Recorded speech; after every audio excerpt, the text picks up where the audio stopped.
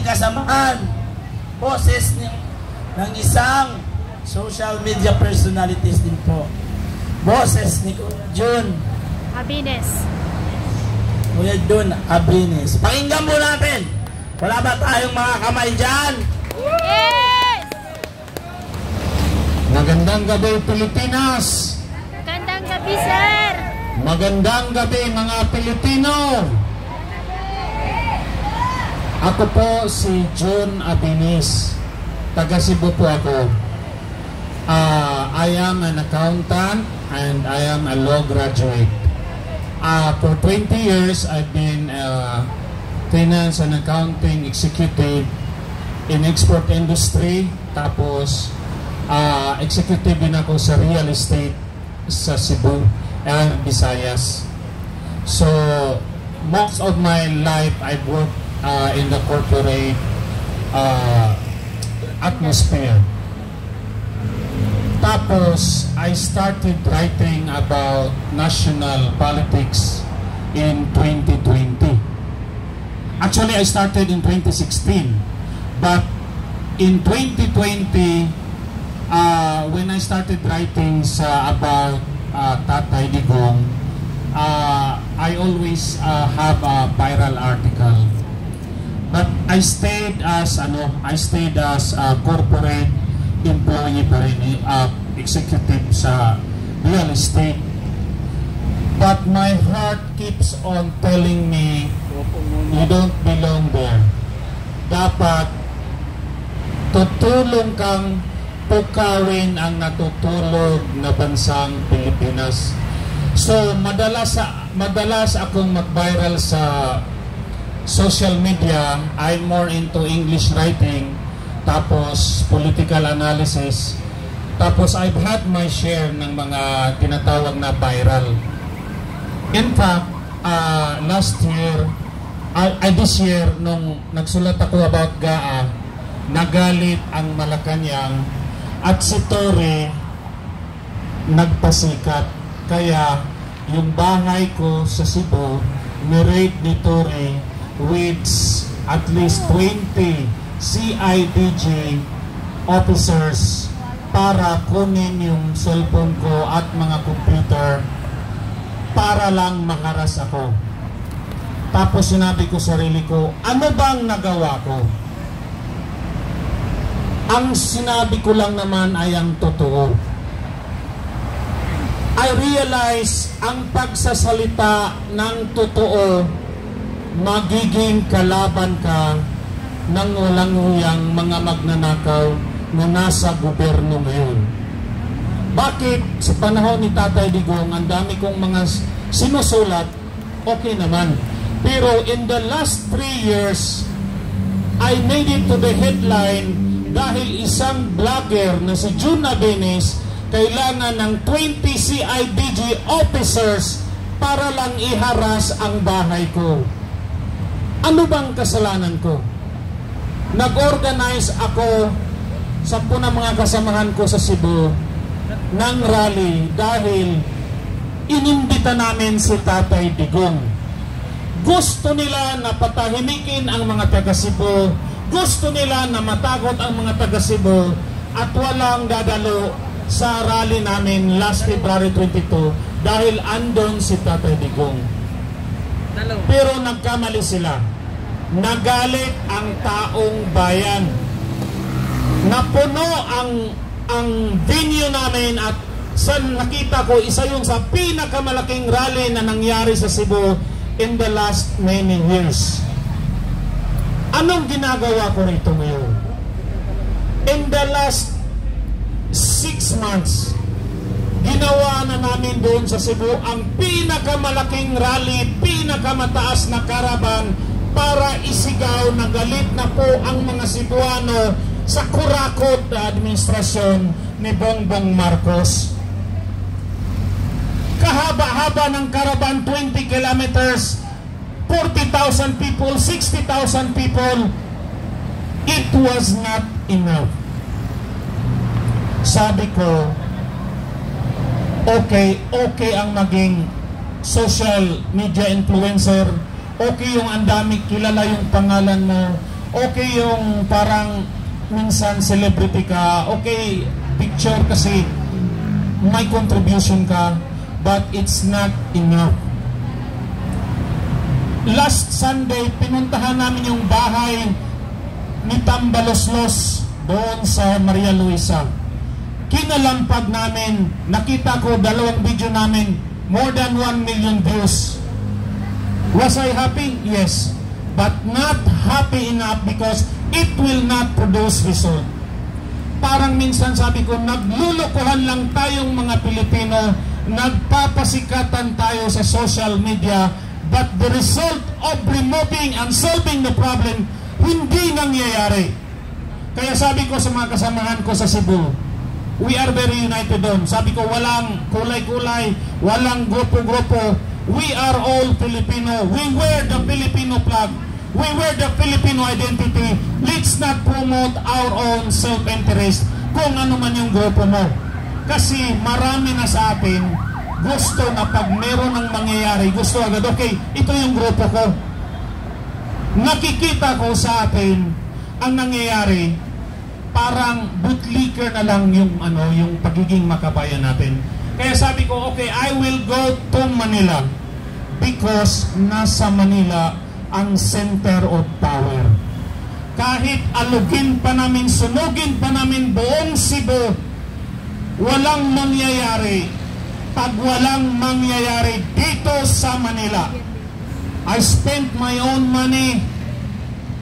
I forgo all many important things in my life and my family because I want to be part of this struggle. Successful or not, it doesn't matter. Dito na si Sarano. Ang mahalaga, may mga totoong Pilipino na handang lumaban. Minsan, nagmamadali tayo na makuha natin yung panalo. Pero, ang nasa totoong, nasa puso natin ay hindi pagmamahal sa bansa. Kaya minsan short-sighted ang nakikita natin, ang result ay wala rin. Kumbaga short term. I am here not because I totally believe na talagang may mangyayaring talagang masipa si Bongbong Marcos, which in my heart I want to happen. But it is enough for me na kami mga taga Cebu, mga Bisaya, mga Mindanaon, ipakita natin na handa tayong mamatay, lalaban tayo kahit walang resulta dahil alam natin ano ang tama sa ating bayan. Ang nakakatakot na kalaban ay yung walang hinihingi, walang katapat na inintay. Ang taong nagmamahal sa bayan, yun ang pinakadelikadong kalaban. Yun ang kinatatakutan ng mga kriminal, ng mga magnanakaw na si Romualdez, na si Bongbong Marcos, 10 ng mga magnanakaw at walang prinsipyong nasa gobyerno ngayon. Tama. Si General Browner, ang alam ko matinong general to. Ang dami kong narinig. Pero minsan, marami rin tayong kalaban, maraming pressure, maraming arm twisting, maraming threat. Sinabi nila, anong nangyari sa'yo? General Browner. Tao rin si General Browner. Pero, kung ang mga Pilipino magpapakita ng totoong tapang, nung nakikita nilang tapang, yung hindi na nabibili, yung hindi na naaareglo, yung talagang totohanan na pipiyok at pipiyok ang mga magnanakaw. Dahil ang mga magnanakaw, wala sa puso nila ang magsakripisyo. Gusto lang nila magkapera. Kaya si Martin Romualdez natakot dahil nakita niya na kahit kunti lang tayo dito, kunti lang, is just the tip of the iceberg. Tip lang tayo ng totoong nagagalit na milyon-milyong Pilipino. Hindi bababa si Martin Romualdez kung nakita niyang wala tayong ibubuga. Meron po isang timing na spark, isang timing na magkakaisa tayo. Tapos pwedeng mangyari bukas, pwedeng mangyari makawa, at malaking tsansa na mangyari ngayong September 21.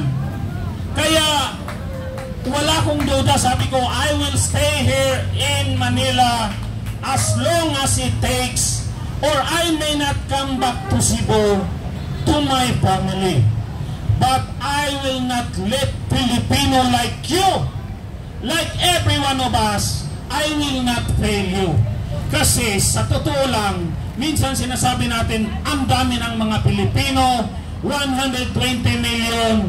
Sa ngayon, konti lang po ang mga Pilipino. Konti lang po ang totoong Pilipinong nagmamahal. Yun lang po ang nagpapakita ng sakripisyo. Pag hindi tayo nagsakripisyo, pag hindi tayo handang ibigay anuman ang kailangan para tayo magiging makuha natin ang mithi natin, wala tayong karapatan tawagin ang sarili nating mga na Pilipino. Kaya minsan nakakaawa yung Pilipino eh. Sa buong mundo ang tingin sa atin utusan. Ang galing natin magsalita, well-educated, pero ang nangyari, walang trabaho na ibigay ang gobyerno. Our product are professionals being slaves around the world. Why? Because there are forces na sadyang kukurakutin ang Pilipinas para hindi tayo asenso. Alam ba natin ito? Hindi po by chance na hindi yumaman ang Pilipinas. Ang pagiging kurakot, ang nakawan, ay sinasadya po yan. Dahil ang mga Pilipino ay isa sa pinaka-talented na race sa buong mundo, at meron tayong mga resources na pag tayo ay nagkaisa, wala yung Singapore ang liit. Kahit ang Japan, kaya natin yan. Ang kailangan lang natin matinong liderato at matinong mamamayan na handang lumaban kung ano ang tama. Tama. Kaya hindi ako nang hinayang sa mga panahon na ginugugol ko. I've never been happier. Right now, I don't have a 9 to 5 job, morning until 5. I am now a consultant. But no matter what, there is joy in my heart because I see a lot of heroes like Marculita, like Tatay Digong, like all those in the government also fighting for us. Sabi ko, marami tayo. Ang kaso, hindi lang na time, hindi lang tayo nagkaisa na okay, at one time, magkaisa tayo, gagawin natin, tatalunin natin. Pero walang duda, marami na po tayong Pilipino ang gising, lalo na ang mga OFW. Ang isa sa pinakagising na sektor sa mga Pilipino ay ang mga OFW. Nakita nila kung paano naunlad ang mga ibang bansa na wala namang resources at walang talent. Tayo andito na sa atin lahat eh. Kaya dapat lang tayong mga Pilipino matutong mahalin ang kapwa natin Pilipino. Dahil sa nakikita natin, tayo lang nasa baba ang nagrereklamo, pero yung nasa ibabaw na kunti lang sila, hindi natin masipa-sipa. Kaya andito ako, sabi ko, okay, with my wife, tita, sabi ko, okay, punta tayo ng Manila. Let's forget everything. I want to go home, Cebu, na iba na po sana ang presidente. Dapat na siyang bumaba. Dahil nakikita ko na yung matatapang eh. Nakikita ko na yung mga retired generals retired colonels, officers na handa na po sila ano man ang mangyari. Sabi ko, kung meron tayong mga matatapang na tulad nila, ako wala binigay ko na, matagal ko nang sinabi nung nireda ko ni Tore. Sinabi ko kay Tore, kung talagang matapang ka, magkita tayo one-on-one. Kasi tinawanan niya ako Ano raw ako, iyakin daw ako. Kaya the next day sabi ko, Tore, kung talagang matapang ka, I want to meet you face to face. Tayo lang dalawa. You can choose any kind of fight. I just want to test you kung talagang matapang ka. Episode naman pala talaga story. After that, hindi na nabanggit ni Tore ang pangalan ko. Pinagsilbihan ni Tore ang bangag na administration. Anong nangyari sa kanya ngayon? Sinipa, nabudol. Kaya ganun ang mensahe kay General Bronner. General Bronner, ang nangyari kay General Tore, papayag ka sa hindi, mangyayari sa iyo. Dahil ang boss niyo po ay hindi matitinong tao. Mga kriminal, manggagamit at mambubudol.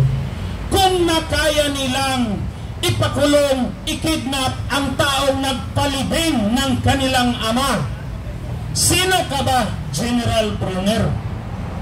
Kung nakaya nilang i-prosecute si Inday Sara na nagpapanalo kay Bongbong Marcos, o walang President Marcos, kung walang Inday Sara, nakaya nilang saksakin sa likod, sino ka ba, General Bronner? Totoo, nakikiusap kami sa iyo. But we will fight with or without you. We may succeed, we may not, we may die. Maaring ang Marcos magiging dictator in the next 30 years. But there will be always Filipino heroes willing to die, willing to shed their blood for the freedom of Filipino. Because we are not Filipinos for nothing. Thank you. Maraming salamat po sa napakamalalim ng mensahe